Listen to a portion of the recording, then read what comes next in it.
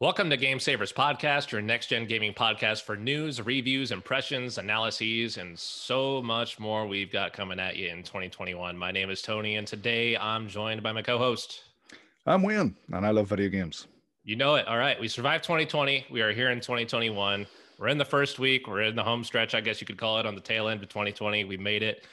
So today we're going to be talking about the 2021 preview of games we've got coming out. Some have release dates, some don't, but we'll tell you all about those and what we do know about them.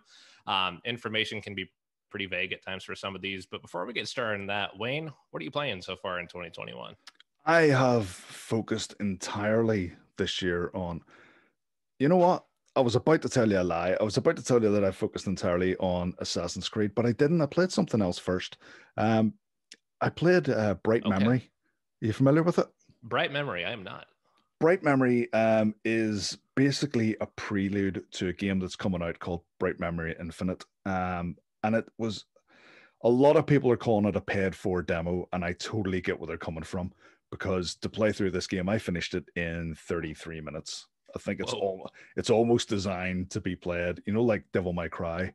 where after you play it the first time, you play it again more stylishly with more moves, and you get a better rating and a better score and a better time and all that.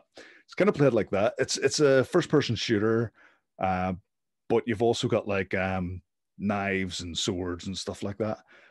But the big thing about it is, or the big reason it's being pushed is it's made by one guy and One man made this game. one It's not dude. the name Well, of I the mean, company. It is one dude it is. that is Yep, running this show. one dude.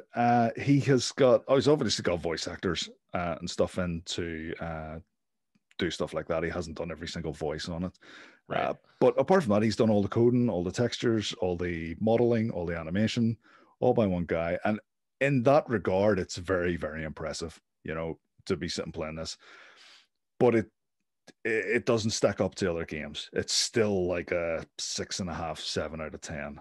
And it Whew. does feel a bit ropey paying. I mean, it only cost me £6, I think, for a Okay. game that lasts 33 minutes with the intention of maybe playing it again once or twice. Um, Starting 2021 off with a dud. How about that? Is there eh, anything else out there so don't, far? I know we're don't, early in the year. don't get me wrong. I enjoyed it. I enjoyed it. But I think I've seen footage of what's going to follow the full game, and the full game looks like way better. And it's an Xbox exclusive, which is exactly what those guys need at the minute. All right. All Aside, right. aside from that, more Assassin's Creed Valhalla, which I've talked about in the past. I'm just grinding my way through it, taking it one county at a time. Telling the fine people of England what you think about being a Viking. That's right. Yeah, it's fine, it's okay. There was one level in it. I don't want to spoil it. It's not set in England. It was somewhere else, and I played that level. Lasts about 3 hours. It's a bunch of missions, and after that, I was like, "Whoa, that was brilliant! That section of the game was absolutely brilliant. Why didn't they just do that for the whole thing?" It was a real shame playing it. I was really annoyed when I finished that bit of the game. But apart from that's me. Bright Memory and Assassin's Creed Valhalla. What about yourself? Okay. You been gaming much? Yeah, man, too much. I know you tend to have more of a kind of I'll play one at a time rule. I've taken the complete opposite, where it's just complete chaos. I'm going to try to play everything at once and struggle to relearn the game as I dive back into it to complete it. But I'm trying to play one game at a time on each system. So on PC right now, I'm playing Hades, which I did not give enough attention in 2020. And over the break, wow, that game just has absolutely captivated my soul. Now, I'm not a huge fan of roguelikes, but Hades, again, to start in 2021 off for me. Over on the Switch, Hyrule Warriors, that's been a blast to play. Big fan of the Dynasty Warriors series, so that's hitting all the marks for me. Over on the Xbox, just trying out some games I missed back in the day. Not too recent, not too long ago, but Control. I'm getting into that for the first time as well. And over on the PlayStation, diving into some of the more recent stuff as well. I already beat Spider-Man, but trying to claw my way through Demon Souls, some of the other titles that have come out here pretty recently as well. So like you, Assassin's Creed Valhalla is coming up really soon and from that backlog at some point. but we'll see where 2021 takes us as far as getting everything done there. I'd like to play a completed version of Cyberpunk this year. So if that can be a thing, we'll talk about that here in our next episode. But again, I would love to play that game. It's on the docket, but just too scared to dive right into that as things are in January of 2021. Exactly the same. I'm just holding off for a good, solid, well-patched release before I even touch that thing. The people who have played it and have enjoyed it, mostly PC players, they say it is a great game. It's a great game. It's just completely ruined by the story that I'm sure we're all familiar with at this stage.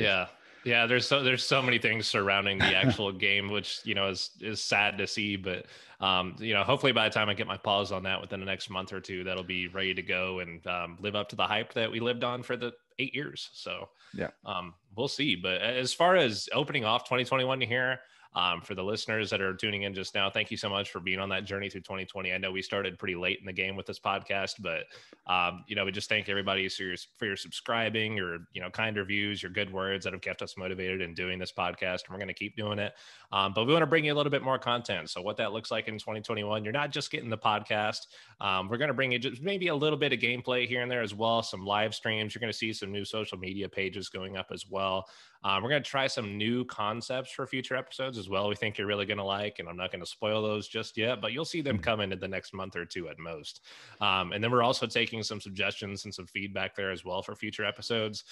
We've implemented a couple of those that we received here in the email chains.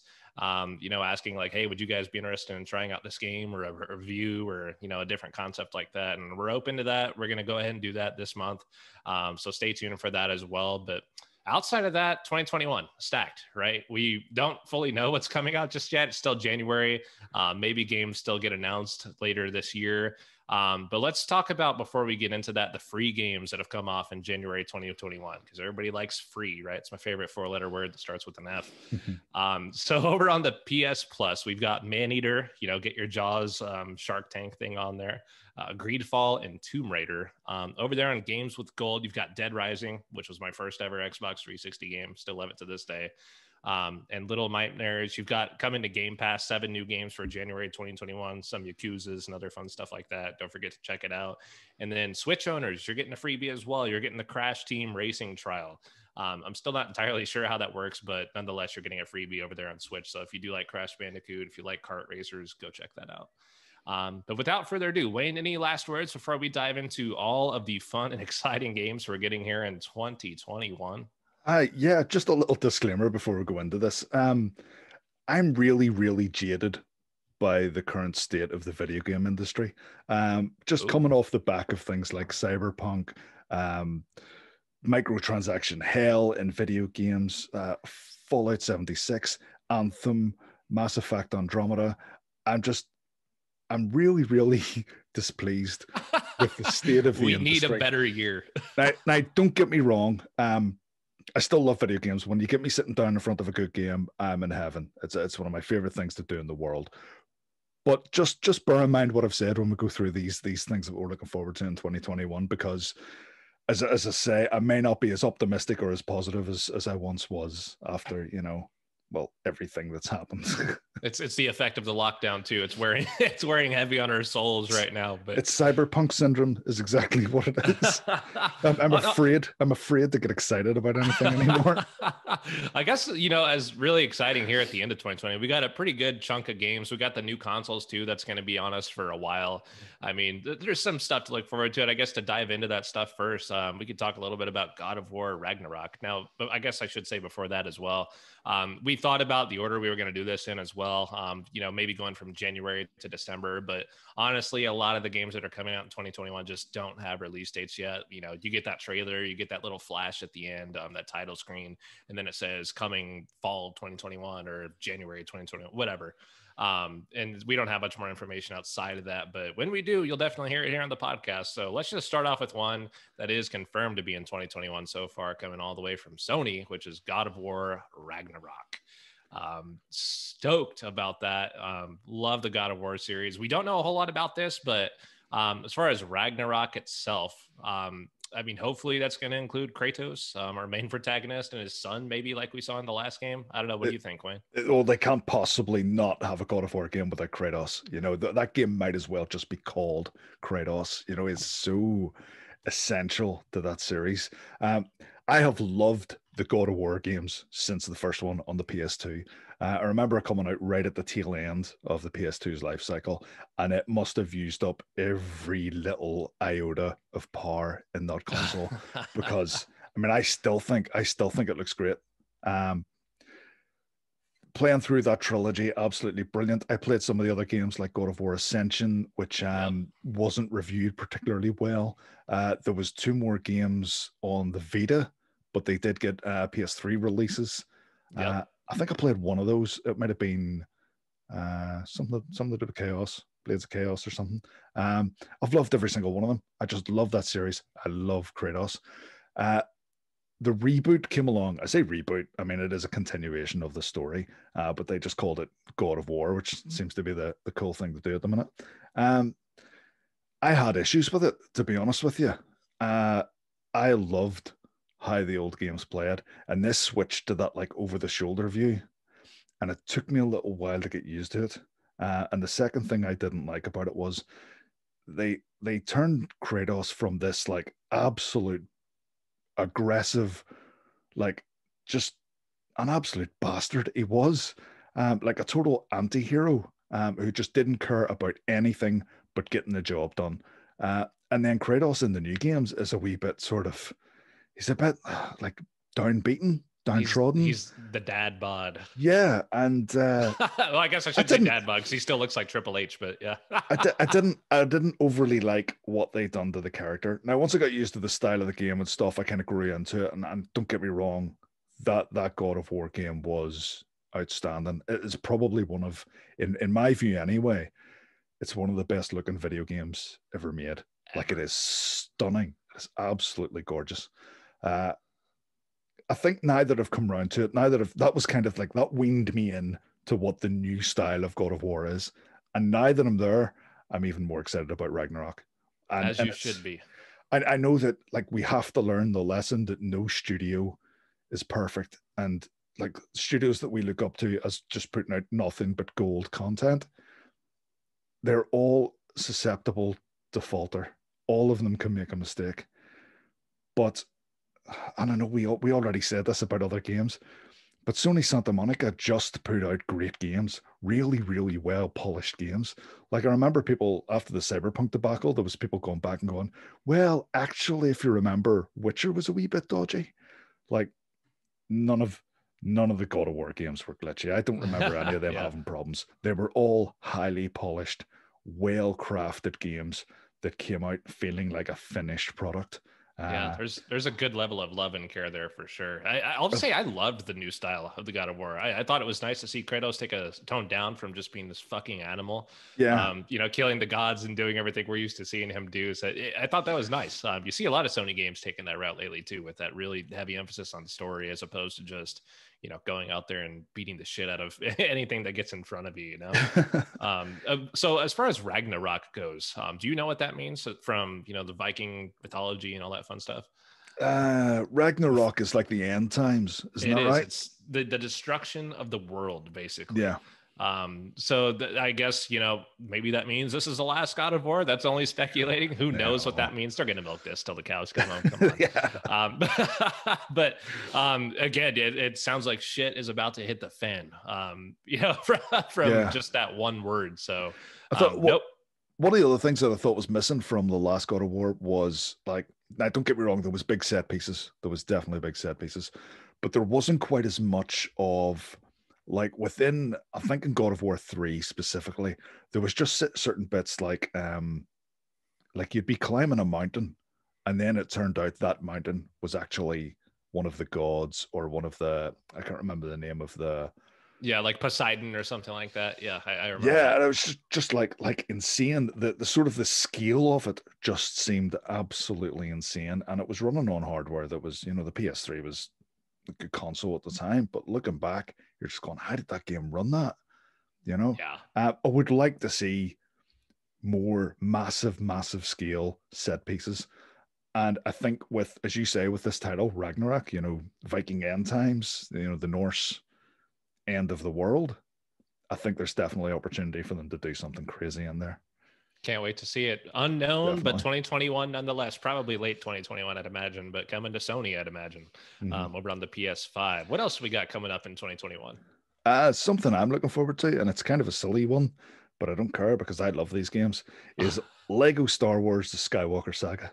Ooh, Uh, I have been a fan of the Lego games for a very long time. I find nothing more relaxing than just chilling out co-op with your partner, uh, playing some silly Lego games, whether it be Lord of the Rings, Indiana Jones, Batman, Marvel stuff. We play all of them. We 100% all of them. We get all the gold bricks, all the red bricks, everything. And I okay. absolutely love that. And they're doing something really, really interesting with this. Through the original Lego games, you used to have the little characters and they would retell the stories of whatever IP it was based on. So if it was Star Wars, you would have little characters running around, but they couldn't talk. They just kind of went, Right. Are we getting voice right? actors? Well, it was a good while ago. It must have been about 10 games ago where they changed it to the voice actors. Sometimes they would get voice actors in, or they would use the actual dialogue from Oh, Lord of the Rings or whatever it was. In this one, you get to choose. So you can have that sort of like where they're not actually talking and everything's just told through visuals, or you can have the actual dialogue itself. So I think okay. that's a real fun way to tackle it. Plus, Yeah. it's all 9 movies, so it's going to be great. It's going to have all the best bits. Oh, so there's 9 movies in there. It's across 9 movies. Yep. Wow, So holy cow. When you said Skywalker Saga, I thought for some reason it was just going to be like 4, 5, and 6, but there's 9 of the movies crammed into this game. Holy yep, bejesus. yep. Wow. So I can't wait for that. It's going to be great fun. That's a good compilation to look forward to right there, Star Wars fans. Keep an eye out. I guess for me, Halo Infinite, confirmed for fall 2021. Now that was some carryover from 2020. We actually got some really good gameplay footage of it. Kind of looked like Mhm. shit. It's just my opinion, but whatever.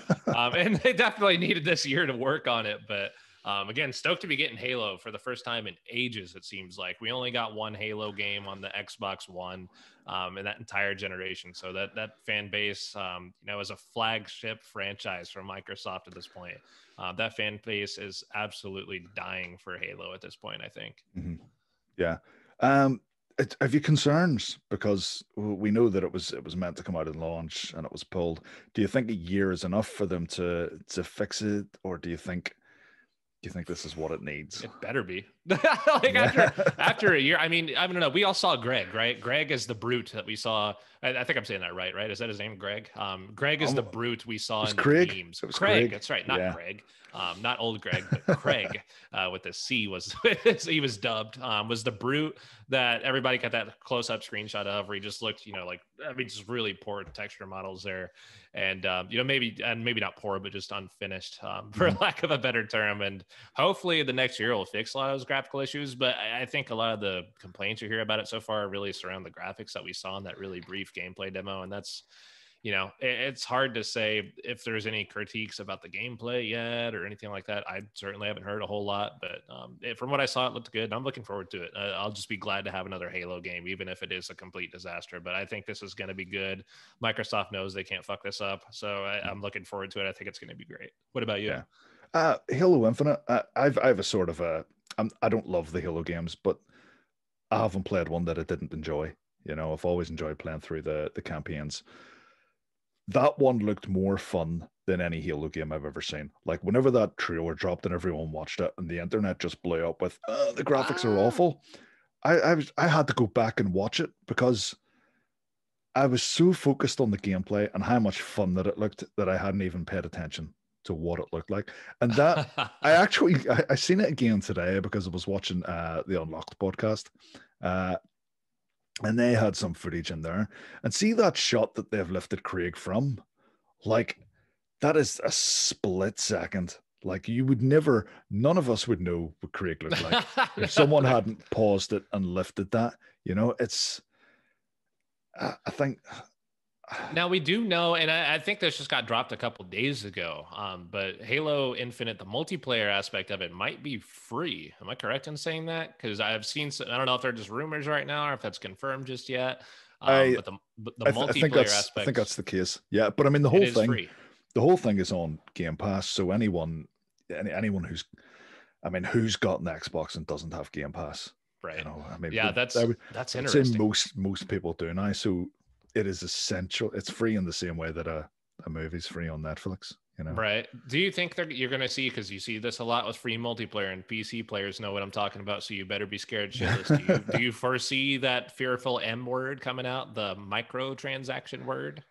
I think Microsoft know better. Don't get me wrong, there will probably be microtransactions in there, but I think it'll be cosmetics only. That seems to be the middle ground that the sort of gaming community has grown to accept. Yeah, put as many costumes in there as you want for, $1.50 each. We don't care. Just don't make it pay to win.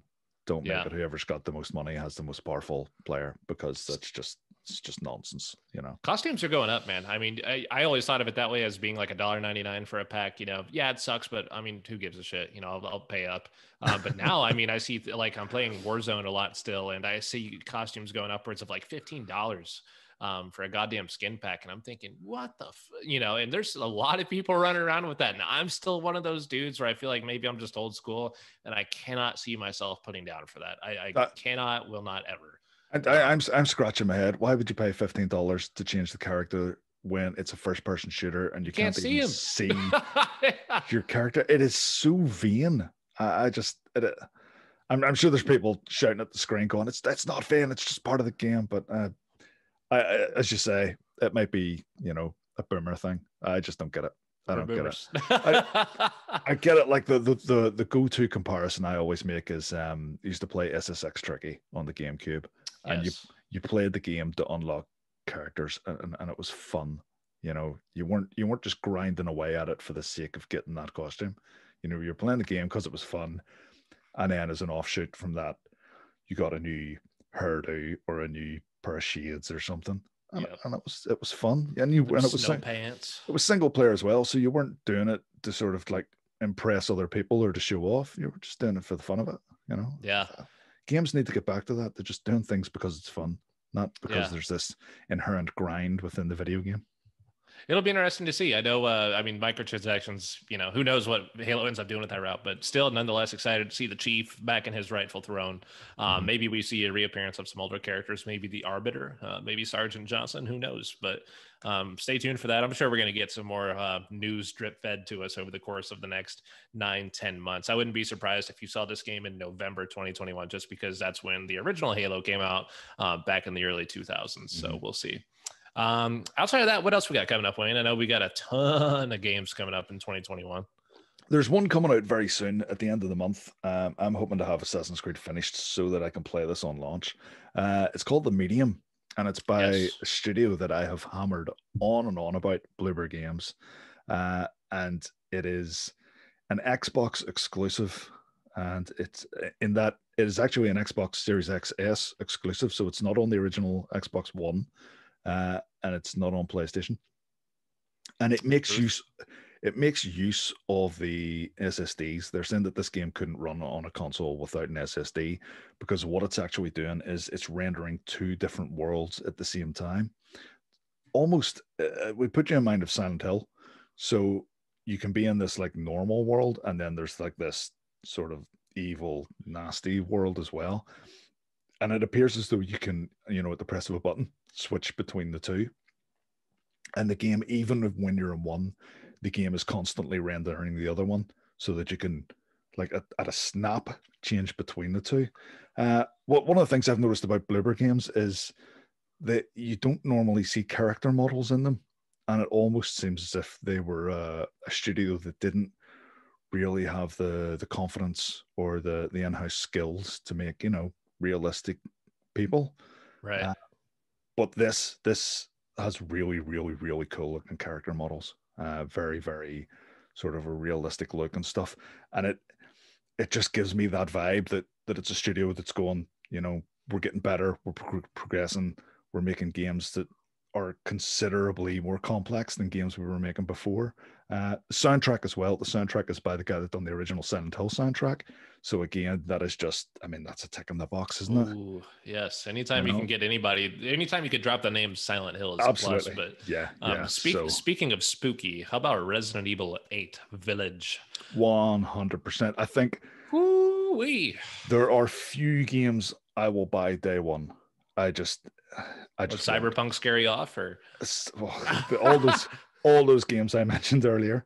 But Capcom still have my confidence at the minute, and I will buy Resident Evil Village on day one.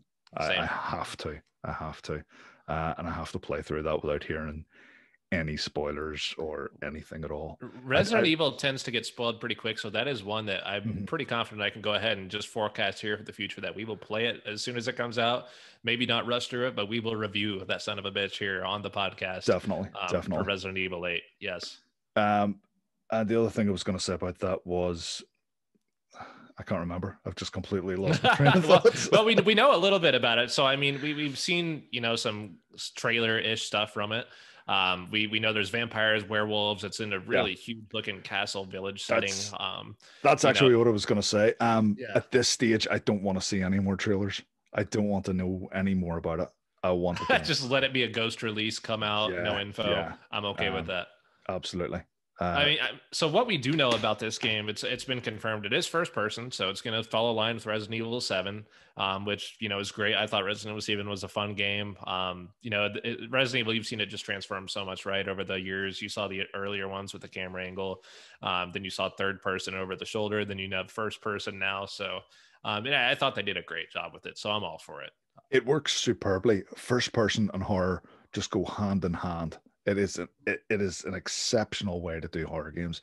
It really just, I know this sounds obvious, but it puts you in the position of the player that you're playing as, And speaking of the character you're playing as, I believe this time around we're getting Ethan from, if I'm saying that right, Resident Evil 7, and then Mia, his girlfriend, are both coming back. So we're getting away from Leon and that whole crew, but we do know that Mr. Chris Redfield seems to be making an appearance, so we know that much. The other thing, apparently they're gonna whenever Ethan was in Resident Evil 7, his character was not quite a silent protagonist, but not far off it. So they wanted a game where you kind of play it as a character, but at the same time, it was kind of you. They've said in this one that they're going to flesh out Ethan's character a lot more purely because fans reacted so positively to Ethan. So it'll be good. I think that will really help the game, really give it that. You know me, I'm big into the cinematic, story-based video games, and just having a protagonist with a bit more life about them and a bit more character will definitely help that. I mean, we saw that initial trailer, and it was just, shocking to me that they would show this kind of story detail, and then again, turn away if you don't want to hear any spoilers at this point in time. But it was in the first gameplay trailer ever for this thing, so apparently it's not that big of a story element, I'd imagine. But you saw Ethan Lane there, he yells for Mia, and then Chris Redfield shows up out of nowhere and basically pops her in the chest 20 times with a gun. And you're just like, holy shit, what is going on in this game? Who's the good guy, who's the bad guy here? But I guess that's only one very, very small piece of the story that we're going to find out more about here in the future. And we do know Mia was infected in Resident Evil 7 at one point. So maybe, I don't know, Chris is a fucking zombie hunter or something. I don't know. But I would wager anything in that trailer that is sort of heavy story based, I guarantee it happens in the first hour of the movie. First hour of the movie, first hour of the game. Oh, don't you love that though? When you're watching movies, and you see a trailer and all that shit happens in the first minute, and you're like, oh, everything else is a surprise now, and I can actually enjoy the movie. Exactly. That's awesome. What else we got out there on the horizon? 2021. There's a game that I'm a little bit nervous about, and there's a reason that I'm kind of put off it. Gotham Knights is meant to be coming out in 2021, and that is it's a Gotham-based game. It's not a Batman game, so it's sort of the Bat family. So the main guys are Robin, Nightwing, Batgirl, and it's in that DC universe. One more, which I have completely forgotten about. I can't remember. Red Hood. Yep. Yep. So it's essentially 3 Robins and Batgirl. It's can be played in single player or co-op. And that's something that kind of worries me because I love co-op games. Don't get me wrong. I absolutely love co-op games and I love single player games. But when you take a franchise that's always been single player and try and make it into a multiplayer game, I don't see that going well. Like Borderlands has always been multiplayer and it's a great multiplayer game. The Batman games have always been single player and they're great single player games. I just can't see it working too well having a multiplayer Arkham style game. Yeah. An example of a game that I think went off the rails by trying to wedge in co-op would have been the Dead Space series. You know, two fantastic single player games. As soon as you introduce co-op, the franchise died, and it wasn't just that reason. There was other things, but I do think that's part of it. Do you think DC is maybe taking a page out of the playbook of Marvel / Square Enix and thinking like, oh, hey, we could try this? You know, I don't think this game is going to be live service. I'm not going to drop that word on it. But trying to take a page out of that book and, try to make it. I don't think Gotham Knight is, but Rocksteady's next game, which is 2022, so out of scope for this podcast, their Suicide Squad, I would be willing to wager that is going to be a live service game. And I reckon it will be a nightmare. The other thing that kind of irks me about this Gotham Knight game is that whenever they told us through the trailer what the storyline was, it seemed really, really clear that this followed on from Arkham Knight, the third game in the Batman series. But they're saying it's not canon to that series. The new Suicide Squad game is canon to the Arkhamverse, but this one isn't. It's a completely separate thing. It's its own entity. And I just find that bizarre that it seems so intrinsically linked to what we've previously played. Yeah. But it's not canon. Huh. And I don't know why that is. It just seems weird. To be determined. Stay tuned. Yeah. We've also got, as far as games that we know are coming out for sure, confirmed, only here in a few weeks, Hitman 3 coming to the PS5, everything on the Xbox, the Switch, Stadia, PC, everything really. So that's coming out on January 20th, Hitman 3. So we haven't had a whole lot of stealth games really come out here lately. I think that used to be more popular when Tom Clancy games were pumping out left and right from, and these weren't stealth, but Ghost Recon, Rainbow Sixes, you had Splinter Cells almost every year. And now Hitman's coming back for, the third full entry in the franchise. So that'll be interesting to see. Mm-hmm. Can't wait. Can't wait. I believe that Hitman 3 has all the content from Hitman 1 and 2 in it as well. And obviously brought up to modern console standards as well. So if you missed out on Hitman 1 and 2, or they were always on your list, Hitman 3 could be really good value for money in that regard. What a goodie that is. I mean, you don't see that too often. So hopefully that's a good industry practice going forward, right? It's just to get the previous games for free instead of, forking up another $30 for something that's 8 years old. What else we got out there? We got so much. Oh my gosh. There's one that I think just looks, I don't know. I can't wrap my head around it. Have you seen anything about Deathloop? Yeah, I don't know what to make of that. I've seen the trailer, a few different things on it now. I get that concept of dying, coming back to life, trying to make your way through, a course or arena style game, whatever the hell you want to call it. But I don't know what to make of it. I see a lot of social media advertisement for it as well. They seem to be targeting me pretty good on that for some reason, but that's brought to us by the same people that made Dishonored, I believe. Yep. And a couple other good games, but I still don't know what to make of this. It just, I don't know. It looks overly complicated for my liking. It looks like it would. And what is the concept of it as far as it's not just a matter of dying and coming back. You die and you come back to the point where you previously started, and your character, all the actions that you just done still happen, and then you get to play around that as well. That's my understanding of it. It's almost like, I don't know if you ever played Super Meat Boy. Yeah, it sounds like a first-person roguelike in some ways, right? I mean, I'm not going to say roguelike, but that concept of going out, dying, restarting, keep trying, and Sort of, yeah. I get what you're coming from. But I mean, it's like in a roguelike, if you died and came back, but then you've seen your previous attempts play out in front of you. It does seem like a cool concept, but the way that the trailer delivered it made it seem to be like, I don't know, it just seemed like too much hassle to have Yeah. to sit and think about that, I'm for afraid I'm the afraid this one will get lost in the crowd, but we'll stay very, tuned on very it. possibly. It's one to watch. It's definitely one to watch. I mean, the Dishonored are very, very highly regarded games. They got really good reviews, and a lot of people love them. Um, I tried playing them and just found out that I wasn't playing it right. I don't know if you've Oh yeah, if you played a lot of Dishonored back in the day. yeah, I watched videos of other people playing it on YouTube, and the style of how they play it was just like night and day compared to how I was playing it. And it What are was you just doing? like, You just running through and beating the shit out of people, or are you no, playing I was stealth? doing Or the opposite. I was playing stealth, but like oh hell yeah, that's super, what you're supposed to do. no, but I was playing stealth, but super slow and super creepy, and like sitting in corners waiting for people watching their patterns. And then I went on to YouTube and watched a guy playing it. Now he was playing stealth, but he's like up the roof, jump down off the roof, knock that guy out, spin around, fly across the room, knock another guy out. And I just sitting watching it going, threw what? some style to it. Like it took me 20 minutes to go through that bit, and you just done it in 30 seconds. It's insane some of the ways but I think that's a sign of a good game, that it can be played in so many different ways, and the systems that you're given can be kind of utilized differently.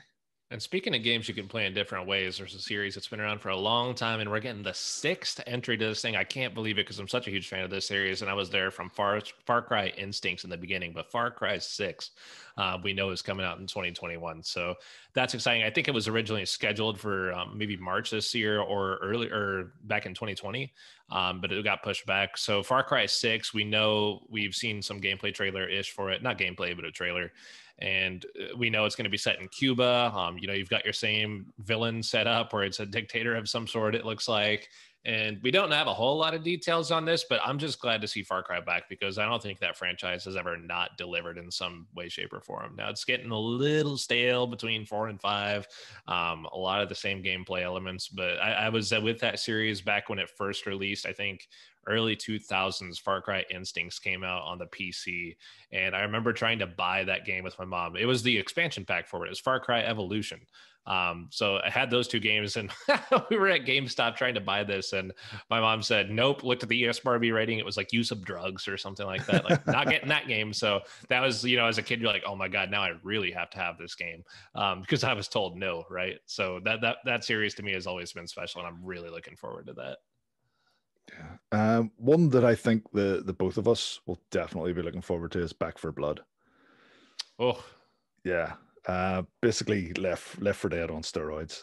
It just looks insane. Turtle Rock's giving us another blessing. That's coming out. I believe the target is June 22nd for that in 2021. Yeah. And it's like any other year, if someone told me a game was coming out in June, I'd be thinking, well, there's no point buying that because June's that's festival season, that's holiday time. Right. Not this year. The COVID era is different. I mean, yeah, you're right about that. It's weird to think about game release dates. You typically get a couple really early in the year, like January through March. Then you get that big long drought that goes to, mid to late summer. And then you get the holiday season starting off in the fall, typically around August, September, something like that. But I love summer releases personally. I wish, hopefully with COVID being a thing and we're all, stuck in lockdown still, hopefully you start to see a little bit more games sprinkled out in those Definitely. odd times the games traditionally don't release. I think of like those huge indie successes like Among Us and Fall Guys, right? Those came out at weird times kind of on their own. Among Us, different story, but you think of games that get that big breakaway success. Certainly doesn't hurt to release by yourself. You don't have to go out there with the pack and put your game out against the likes of Cyberpunk and 50 other games coming out in the holiday season. So Back 4 Blood should be exciting. It's going to be good to have that 4-player co-op experience again, and hopefully it's local. We don't know, but seen a lot of good gameplay, and I wouldn't be surprised if they go that route. Mm-hmm. I hope they find ways to make it different each time you play it. I know we've had this discussion before, but I always found with the original Left 4 Dead that the maps were just a little bit it felt like you were retreading the same ground when you went to replay stuff. Yep. I know that development and the way games are made has kind of progressed, and we've got these games. I can't think of the term right now, but these levels that are kind of like randomly built. Yeah, you've got like AI generators or whatever it may be. Yeah, The yeah. director, I think it's called in the Left 4 Dead Oh, well, series. I But would love to see something like that, so that each time you play it, it just feels completely different, and you don't know where you're going, and everything just feels fresh on each playthrough. I think that'd be great. oh, can't wait, can't wait. Yeah. We've also got Horizon. Now let me make sure I get the name right here. Horizon Forbidden West, coming out as well. Probably going to be another PlayStation exclusive coming to PC way later, but don't know the date on it. But nonetheless, slated for 2021. So how about that? That's a monster of a series. Really looking forward to that. I know David, we've had him on the podcast previously. He's looking forward to that as well. That'll be a great game. Yeah, Horizon Zero Dawn is still on my backlog. I did play a little bit of it, but I need to go back and play the whole thing. But my girlfriend just recently finished it. She's going to be playing the DLC soon. The is Okay. it the Frozen Frozen something. Yeah, Frozen Yeah, Wilds, I think. that's the one. Yep. And she loved it. She absolutely loved it, and it's just made me want to go back and give it another bash. Uh, How about that? and even just, I can't remember what I was playing. There was a point that we play side by side with the TVs, and I think I was playing something on the Series X, and she was playing Horizon Zero Dawn on the PS4 Pro, and Oh, I was just looking over, it going, even though that's older hardware on an older game, that looks stunning. That looks absolutely gorgeous, and that stands up to anything that we're playing on the new consoles. As far as I'm, yeah. well, maybe not the PS5, but it definitely stands up to anything on the Series X. Yeah, Um, great gameplay too, if I could say that word. Gosh, just astounding on some levels, the scope of what you're able to do on there, and and I just seen. see. Sorry, go ahead. No, no, I was just going to say the attention to detail you see in that game Yeah. too is immaculate. We know this one's going to be maybe getting out of the previous sections, I guess if you'd call them that, the environments. Now you're going to be more in like a tropical area. It looks like you could get some underwater gameplay as Hmm. well. So a lot of new elements there. Still don't know a whole lot about it outside of that really cool trailer we got back over the summer, but nonetheless, we're probably going to be, giving some information there soon on Horizon Forbidden West. I seen someone talking about the graphics of Forbidden West, saying that it looks amazing. It looks amazing, and I was thinking, I mean, the PS4 game just looks so good. It will probably look a little bit nicer. Um, but then I seen side by side comparisons, and like it looks a lot nicer. How do you do The that? PS4 game already looks stunning. This looks like twice as good, even on that. And just I don't how are they doing it? Like these Sony first party titles, I don't know. They just have some incredible talent. They really, really do. And that's coming from someone who, you know, cut me in half and there's an Xbox logo, but it's hard to argue. You can't argue with it. Their first party titles just look absolutely stunning. It's a beautiful sight to behold. What else we got in Yeah. 2021, Wayne? We've got the remake of the Mass Effect trilogy, and God damn, you're right. We're looking forward to remakes and remasters now. That's the time we live in. I still don't know if I care. I really don't. I don't know if I mean you've three games there. You're probably looking about 40 hours per game. So there's a 120-hour commitment in a world where we're all sitting with these massive backlogs of games, still haven't played Days Gone, still haven't played Horizon Zero Dawn, Oh, still haven't finished Gears 5, so many good games that I want to play and finish. Do I really want to commit 120 hours to three games that I have already played before and know the story? the answer is yes. It probably is. It probably is. Because it's Mass Effect and they're three of the greatest games ever made. As I say, I'm on the fence. I'm still on the fence. I really want to see how much love are they going to give to these games? How much are they going to change them? And do we If have a release date for this yet, by the way? I know it's early 2021 was the hope. Yeah, I think if we've got like Q1 2021 or Q2 2021. It's like So, before summer, as far as I'm huh. aware. Uh, I Yeah, don't know. you were I don't saying as know. far as the games themselves. Yeah, I mean, I know you've put some extensive hours. You put the hammer down on the Mass Effect series. So Yeah, if like I need a Mass Effect consultant and my life is on the line, I'm calling Wayne. Mass Effect was the first game where literally the credits rolled and I went start new game. I just went straight in Another one. again. I absolutely loved it, and I don't. I honest Mass Effect to me might be the best trilogy of all time. And I'm talking Wow. about Lord of the Rings, Star Wars, Whoa.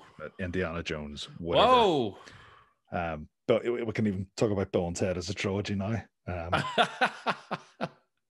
I honestly think absolutely superb. And it's strange for me to be sitting gushing over those three games, but also saying, do I want to play them again? I don't know. You know, it's tough getting hyped for remakes anymore in different ways because I find myself actually, I came from the side of the fence previously here in the last couple of years of like, really a remake, remaster. You know, we see that too much, you know, in my opinion. But now I've kind of been given a new hope from games like Tony Hawk's Pro Skater Underground 1 and 2, Hmm. Final Fantasy 7 recently, where you just saw these games in the remakes. I'm not going to call them remasters, but remakes just get so much love and attention and it just made the game feel new again. Yeah. And I think if they go that route for this, that'd be a beautiful thing to see. And I can't tell exactly if this is a full remaster or if it's a remake in some aspects. I doubt they're going the remake side of it, but I think we should put that one on ice. And then once they come out with more details, we should get straight on the podcast and we should knuckle down into this one because I think there's a immediately. lot to be talked about. Yeah. As I say, 120 hours is a big commitment from anyone, you know. And there's a lot of I don't know about you, but I have a lot of games I want to play. I have a lot of books I want to read. I have a lot of comics I want to read. Um, We were talking about that we'll offline see. the other day. I was like, man, I could not live enough lifetimes to possibly consume all of the media, whether it be video games, books, movies that I want to consume. I still haven't caught up on the fucking Mandalorian, and we're in 2021. And you know, Yeah, obviously, what you haven't seen the I last bit, know, I haven't caught up yet. right? It's shameful I'm I'm because I I'm gonna know hang there's a up. lot of hype around that I'm finale, and go, I'm gonna oh hang up. god damn it. I'm hanging up. Go watch it. All right, everybody, we lost Wade, but we'll keep going then. Um, so we do have a new Battlefield game coming out in 2020 now. It doesn't even have a title. We haven't seen a trailer, anything on this yet, but EA has come out and confirmed it. Obviously, if it's going to come out this year, goddamn, we got to get something soon. But one thing we do know is that they've kind of stepped up the cap that we've seen previously as far as having, you know, the 64 player battles and stuff like that you're used to if you're a Battlefield fan. And now that's going to be in the upper hundreds. I don't know if it's 120 or having more or things like that. But yeah, it's definitely interesting to see them stepping up the scale of the maps that they already have, which are just huge and impressive and destructible and all that other stuff you expect out of a Battlefield game. I think Warzone and Call of Duty here in the last couple of years has really pushed that envelope after having a 150 player battle royale fleshed out the way it was. So that'll be interesting to see how Battlefield comes out and says like, hey, we really got to go out there. And I don't think they're in a position where they need to fight for their survival because they've got their own fan base. And I'm certainly one of those fans for Battlefield. But again, I think that competition you see between them and Call of Duty is definitely bringing out the best in both of them right now, which is great. It's good that I mean they're both games that I wouldn't be particularly interested in, but for a long time those games seem to be too similar, and it feels like to me anyway that they're now kind of finding their own niche, like they're finding their own style and their own world. I think that's definitely a good thing. Yeah, we'll definitely take some more of that in 2021. Still a ton of other games out there. What else we got, Wayne? Um, well, there's one here we've got on our list that I will definitely not be playing, uh, and that is Hollow Knight Silksong. What? Because I played Hollow Knight and it absolutely kicked my ass. I just could not get through that game. How dare you? The save points were brutal, absolutely brutal. They were Like tough. you would get the boss battle, you would get killed, and it would put you back 20 minutes. Yeah. It's a 20-minute slog just to get to the boss battle again, and that was me. I was nope, Not your can't style. can't do it. Just Man, so far too punishing for my liking. that's one of those games. I again, I'm not a huge road like. I mean, I can't say I have played, you know, now Hades and Slay the Spire, Darkest Dungeon, you know, and and man, I'm looking forward to this. I loved Hollow Knight, played a lot of it, loved the whole idea behind it, and I think you start to see that feel more common now, where it's a dark undergroundish theme or, you know, whatever it may be. But this game, man, just looks incredible already. I think we've seen just a tad bit of information on it so far, Mhm. and some footage. So I think it's definitely going to be a really great game, no matter what platform you play it on. I know I've played Hollow Knight on PC and Switch and just loved it on both. So can't go wrong with Hollow Knight. Silk Song. One game I am looking forward to is Stalker 2, another Xbox exclusive. Ooh, I was afraid you weren't going to mention that, because did you play that on the PC back in the day? I played a little bit of it. I didn't play a lot of it. One thing I remember about it on the PC was I remember them explaining the game, and basically when you play, if you load up Far Cry, for example, Yep. and you go into the world and you move about, you walk down a road, the video game will then at a certain point load in certain enemies and load in certain wildlife and different elements. I remember reading about Stalker when it came out in PC, and I can't remember how long ago this was. Was it 15 It's years been a ago? long Maybe time. longer. Yeah. It was Call of Um, Pripyat, I think. what they do is when you start the world, everything is loaded. Now, I don't mean in terms of like a building that you can see is loaded, but every element of the game that can interact with another element of the game is loaded into the world. So if there's any animals or any enemies, they already exist right at the start of the game in the game's memory. Yep. And then all those systems start to run and play out. So right across the world from you, there might be um, a fox hunting a rabbit, and the fox will kill the rabbit, or there might be a soldier that comes across another soldier, and they'll fight each other out. And so, because those systems, there's a certain random element to them as well. Because those systems are playing out, when you then go and explore the world, it's going to be different every time because Yeah. there's not going to be enemies in the same time. Because one time you play the game, those enemies might have fought and killed each other, and you might come across those dead bodies. The next time you play the game, when you go into that same building, the enemies might be there and they might be alive, or there might be Yeah. no one there. And I think it's a really, really smart way. I'm pretty sure it was PC only It whenever it was. first came Yep. out, and because with all of that, you needed a beefy system. You needed something that could run all that AI in the background. I Isn't think that it's funny how nowadays you can run that up on like probably your phone if probably, yeah, if it came out absolutely. on Yeah. You there? could probably run it on some toasters or something.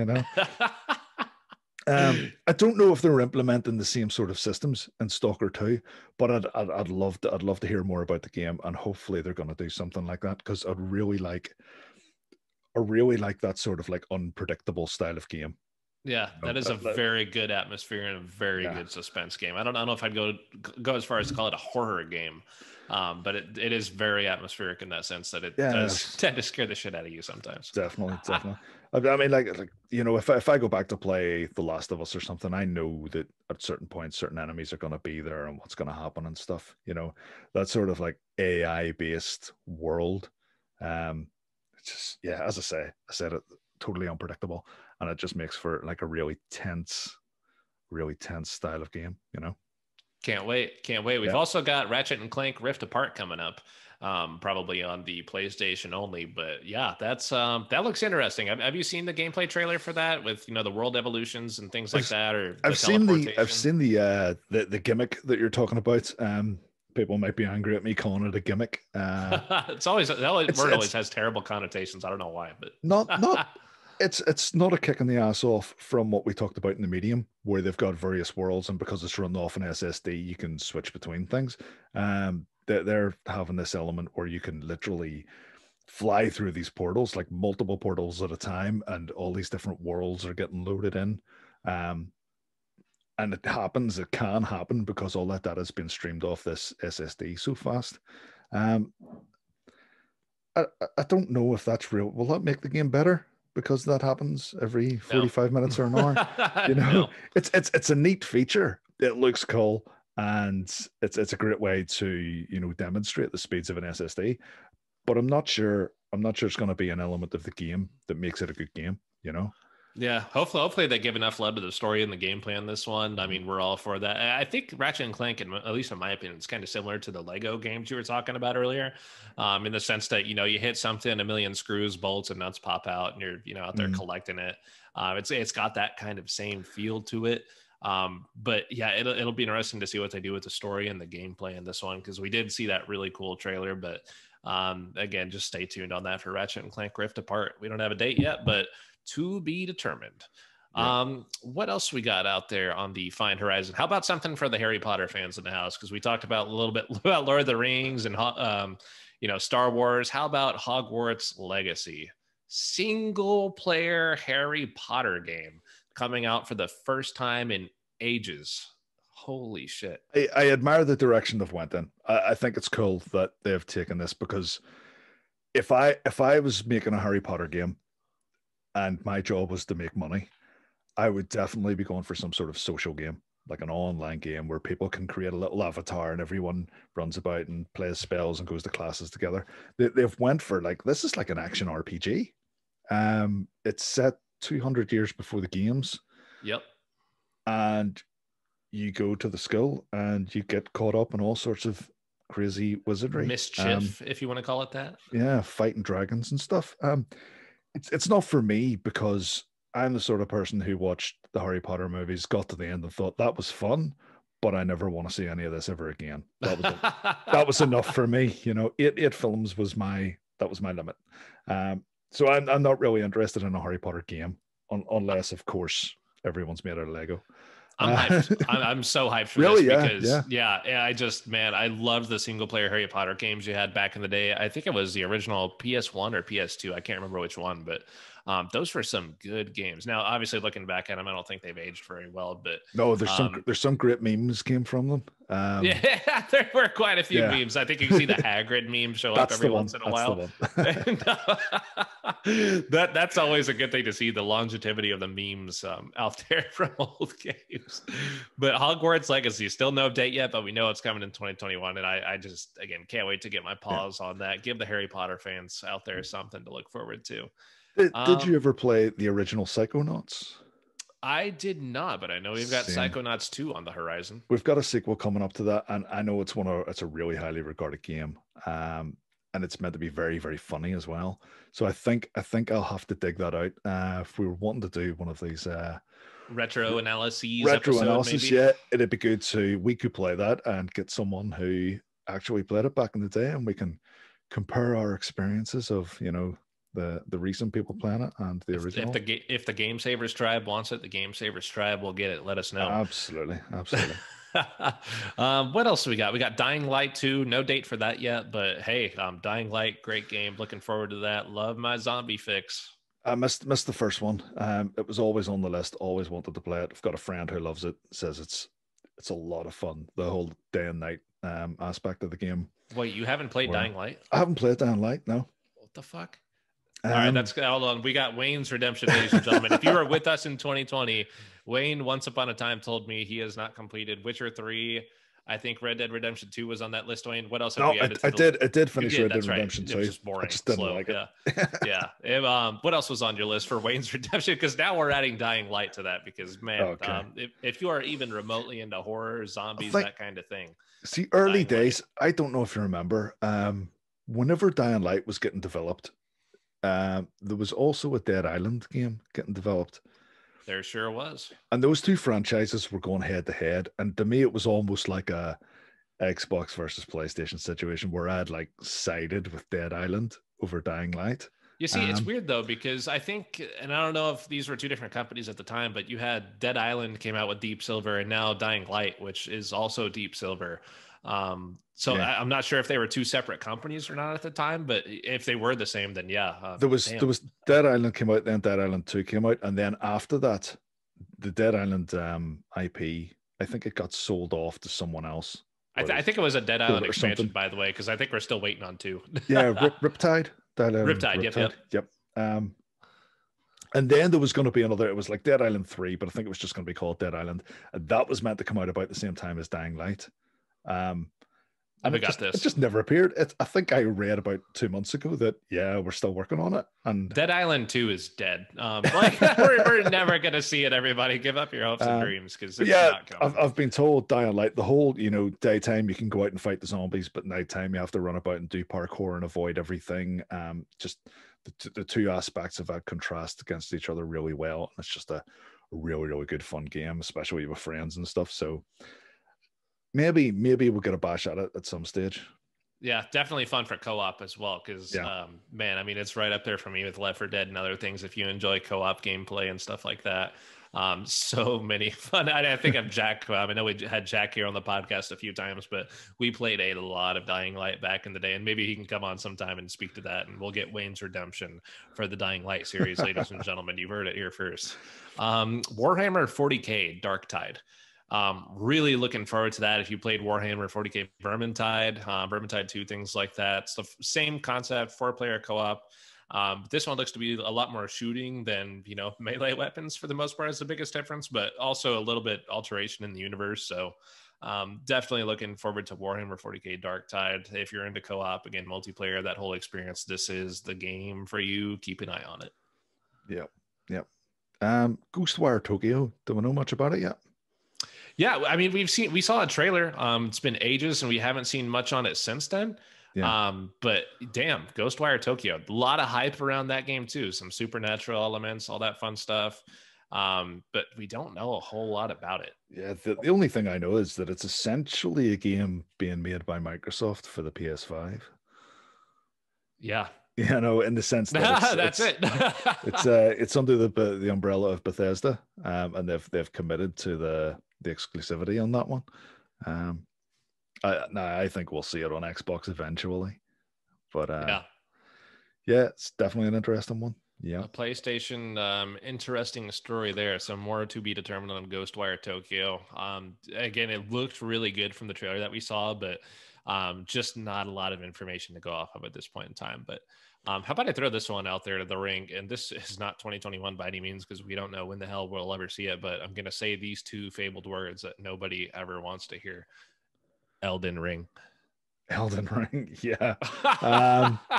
I don't think it's going to be 2021. I don't either. I really don't. I think it'll be 2022 at the earliest. I can't see From Software doing I'm trying to think of other games. Was it Fallout 4 that got an announcement like 8 weeks before it dropped or something ridiculous like that? Yeah, I mean, just not a lot of time for a hype train, which I'm all for. I think that's a great thing. Yeah, I totally agree with you. I think From Software, the sort of company that could actually pull that sort of thing off. People are going to buy this game in their droves. They really are. That those fans are so thirsty for another Souls game. But I don't think they'll do it like that. I think they'll build the hype, and I think they'll tease things out. And as you say, next year, Elden Ring 2025, ladies and gentlemen, or 2022, hopefully. But a couple of remakes and remasters. Super Mario 3D World on the Switch with Bowser's Fury, right? Yeah. No interest in that because I played it in the Wii U. Yep. Prince of Persia: The Sands of Time remake. Now, those are both coming out respectively. Super Mario 3D is February 12th, and I believe Prince of Persia, The Sands of Time remake with the trilogy and all that fun stuff is coming out on March 18th. Mm-hmm. And that's after a delay, and the delay seemed to be off the back of a lot of backlash on the graphics. Because I remember when that trailer you're talking about Prince of Persia, right? Mm-hmm. I remember when that trailer came out, I think you and I were talking to each other offline, and we were like, I couldn't tell initially which one was the remake and which one was the original. It looked that bad. It was, that was fucking terrible. it was awful.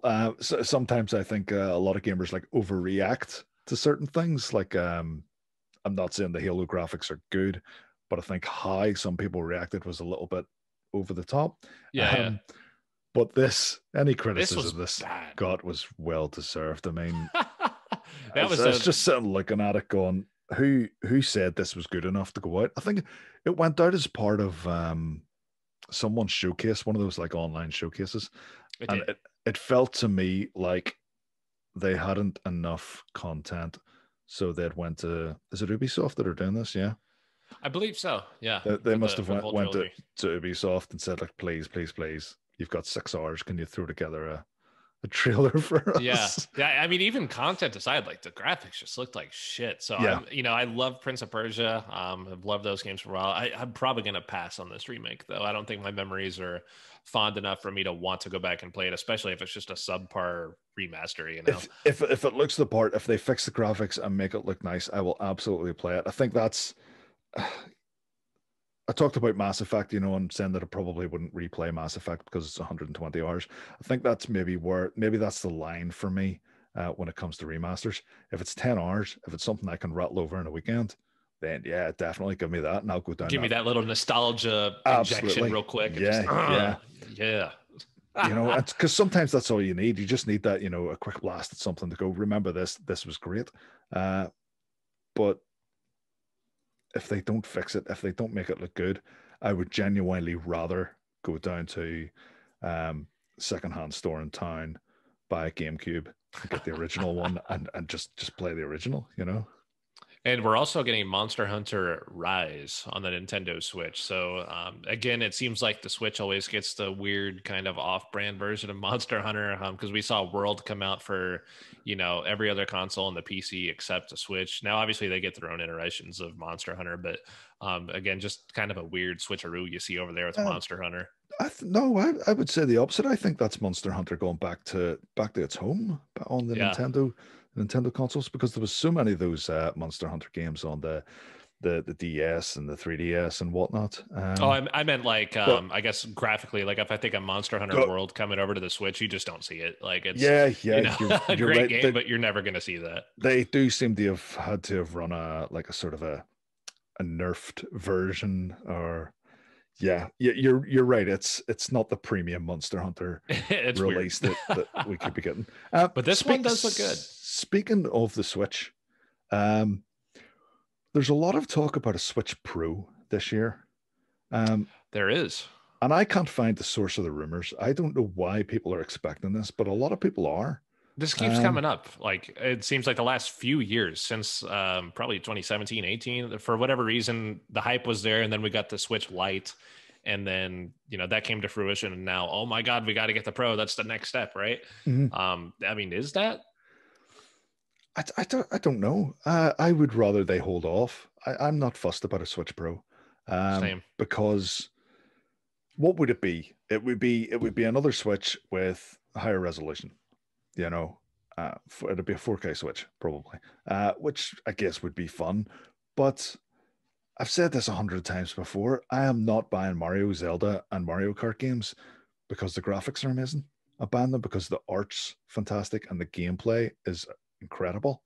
Truth. It just doesn't matter that those games are in 1080p. I don't care a bit about the technology when it comes to Nintendo games, So I don't care about a Switch Pro. I would rather say hold off, let the Switch roll for another 2 to 3 years, and then give us whatever's next, the Switch 2 or whatever.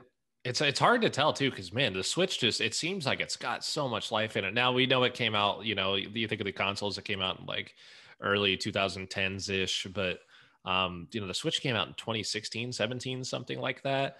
And I think it's still got at least a few years left in its life cycle, you'd think, right? So I'd hate to see like a Switch 2 where it's like, God damn it, now I got to go buy, a new console again, new games.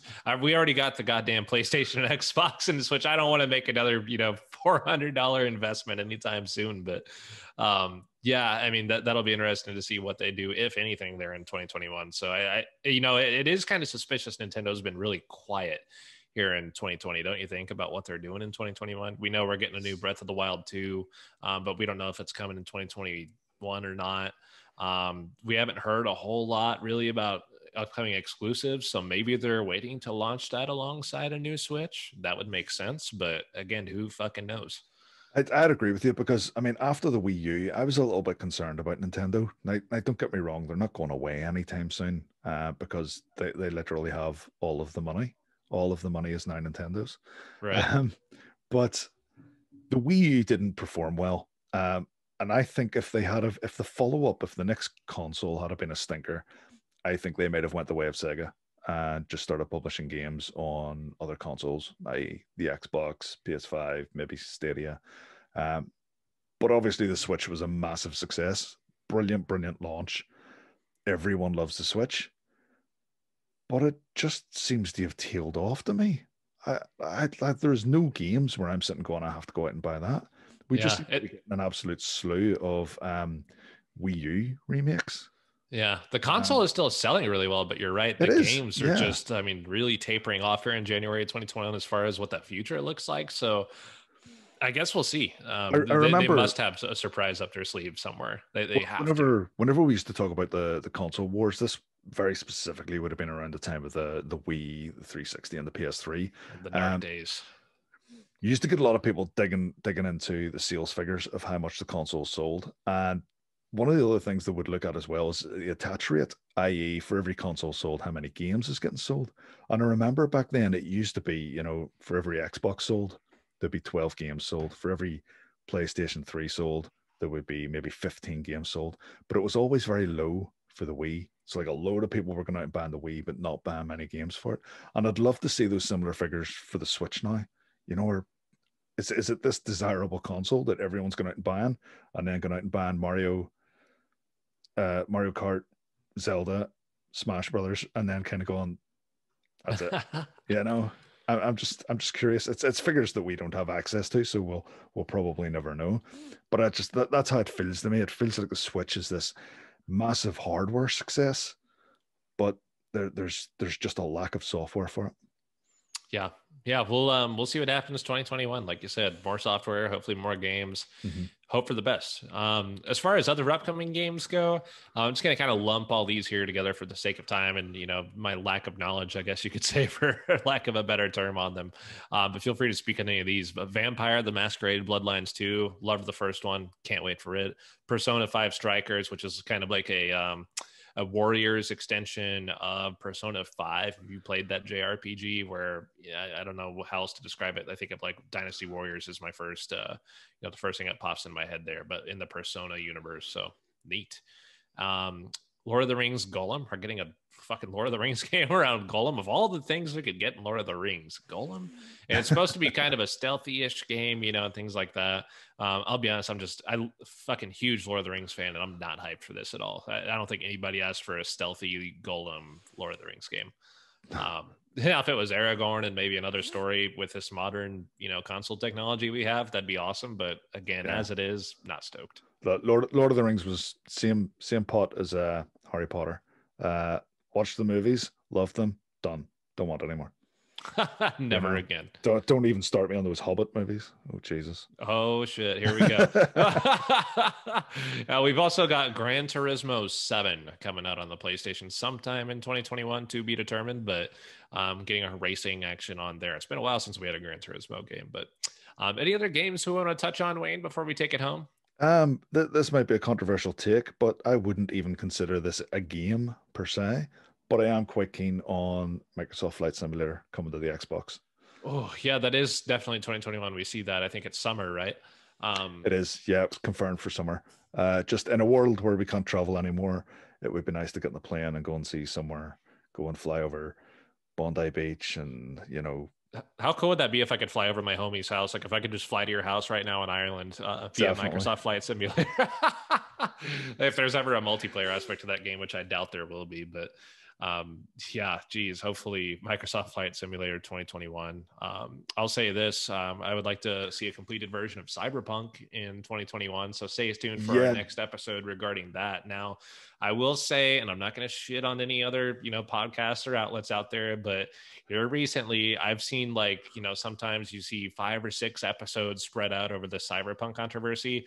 I promise, Game Savers Tribe, we will never do that to you. I don't think, you want to hear us bitch for an entire hour about, whatever the situation may be. We can pack all that into one episode and unpack it. We're going to have us on here, and then we're going to have some people that are on here that have actually played the game and completed Cyberpunk. So stay tuned for that. That should be an interesting episode next week for Cyberpunk 2077. And we think you're going to like that. But I promise you, we will not bombard you with the same monotonous news over and over in every podcast in 2021. So look forward to that. But again, thank you very much for tuning into this episode. Wayne, anything else we got? No, we're all good. We're all good. All right, let's take it home. So again, if you enjoyed this episode, please be sure to follow us on social media over there at facebook.com/GameSavers channel. We're just one like away from breaking 300 likes on there. So that'd be awesome if we can get over the hill.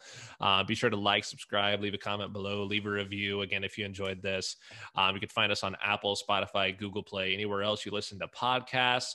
Stay tuned next week for that great Cyberpunk 2077 debacle. We're going to have some of us that have played it, some of us that have been scared away from playing it.